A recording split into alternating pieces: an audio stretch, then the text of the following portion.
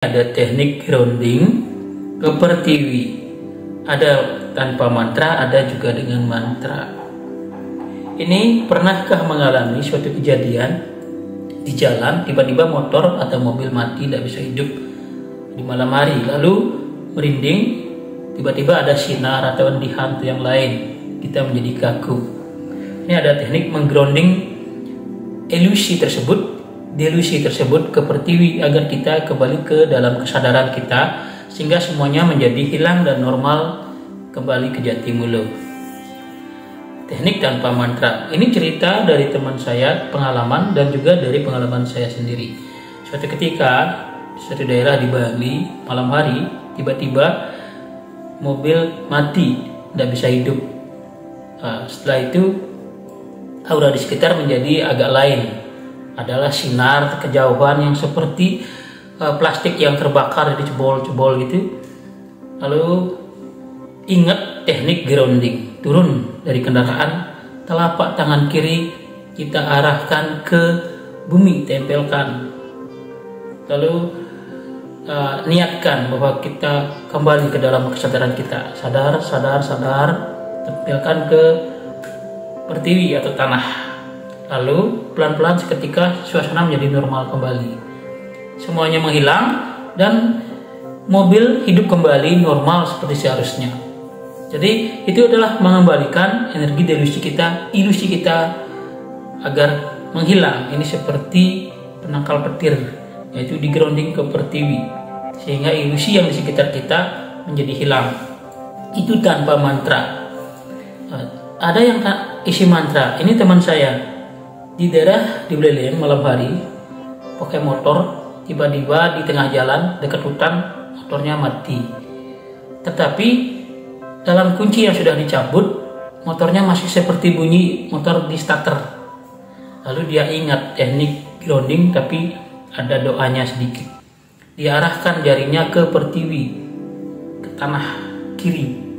Lalu dia berdoa, Om Pakulun Sang Hyang Durga ring Setra Gandamayu ulun amin tanugraha angawe pematuh layak patuh desti patuh dewa patuh manusia patuh raksasa patuh teka patuh ingkup teka patuh. Setelah itu suasana menjadi normal kembali dan anehnya motornya berhenti seperti konslet, dihidupkan normal kembali dan jalan dia pulang. Suatu ketika ada juga teman saya mengalami di jalan motornya mati, lalu di atasnya ada bambu besar, di sana ada seperti kapal terbang yang menyala. Setelah lama dia mati, ternyata tidak ada suara, lalu dia curiga itu bukan pesawat, tetapi sinarnya berkelip-kelip. Lalu dia melakukan teknik grounding, memanggil kakeknya, leluhurnya atau siapanya, kembalikan semuanya ke asalnya dengan bahasa bebas. Setelah menempelkan tangannya ke tanah, sinar itu katanya turun ke lembah lalu menghilang sampai jauh menghilang. Jadi inilah intinya adalah teknik grounding atau telapak tangan kita tempelkan ke tanah pada saat mengalami seperti itu. Jadi di jalan jika tiba-tiba kendaraan mati, tidak bisa hidup dan terasa aneh, ada sinar, ada andihan atau yang lain, cepat tempelkan tangan kiri ke pertiwi. Jika mengetahui doa, isi doa entah itu gayatri, entah itu nama Shivaya atau yang lain, atau pelebur pertiwi seperti Om Pakulun Sang Ibu Pertiwi ulun nam tanugraha ngwali karena sani serana ring sari dan pemwali Sang Hyang Pancama Buddha.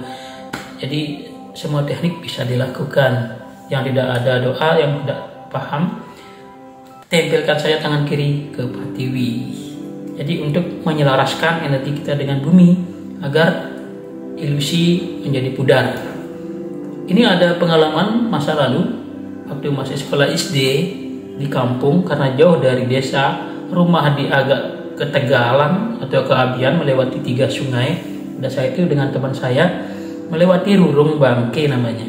Nah pada saat itu jam 12 malam pas Kajang Kliwon dan Purnamo karena di desa ada acara Acipuseh, ada hiburan, lalu ke desa untuk menonton, lalu baliknya jam 12 malam melewati sungai, lalu Rurung Bangke.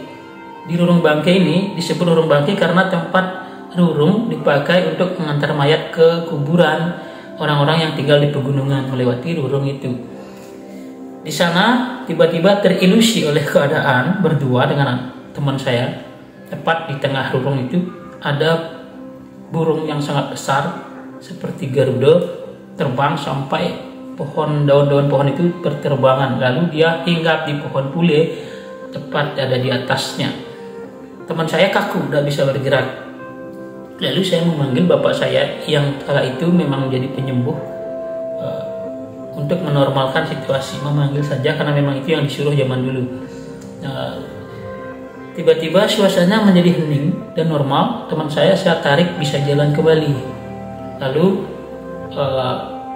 sampai saya antarkan ke rumahnya karena rumah dia lebih dekat dibanding rumah saya yang lebih jauh agak ke dalam. Kata teman saya, esoknya sekolah tak bisa tidur sampai malam. Di sekolah dia cerita bahwa mendengar suara bojong, suara bebek, suara apa lagi di Rurung Bangke itu karena dia dekat dengan rurung itu beberapa 100 meteran rumahnya. Nah, besoknya saya usut karena sebelum kejadian itu ada bau wangi, dan setiap jam 10 malam di Rurung Bangke itu selalu ada bau harum seperti kemenyan. Nah, siang-siang saya keliling di tempat area tersebut, ternyata di tempat itu ada pohon yang menebarkan aroma harum di malam hari, semirip seperti pohon sedap malam. Jadi itu yang ditakuti setiap malam di tempat sana. Dikira mungkin apa. Lalu setelah saya tanyakan kepada ayah saya, burung itu ternyata burung ketubtub namanya yang memang ada di area tersebut. Nah, teman saya mendengar suara bebek waktu itu, ternyata tetangganya baru membeli bebek untuk upacara besoknya. Jadi semua itu ternyata ilusi, kejadian yang dikira mistik yang ternyata adalah real. Jadi kita menakuti diri kita sendiri, kita menakuti perasaan sendiri. Jadi apa yang terjadi dalam ilusi dalam malam hari belum tentu adalah kejadian mistik, tetapi bisa saja adalah ketakutan kita sendiri. Banyak cerita mirip-mirip seperti itu. Jadi jangan selalu takut dengan hal tersebut, karena kunci dari untuk menghilangkan ilusi tersebut adalah keberanian. Bagi yang takut, bagi yang pada saat itu tidak sempat berpikir tentang apapun, tinggal grounding saja ke tanah, telapak tangan kiri kita ke tanah untuk menormalkan situasi agar situasi kembali seperti semula. Dan ini cukup ampuh menurut pengalaman. Jadi itulah trik untuk video kali ini, semoga ada manfaatnya.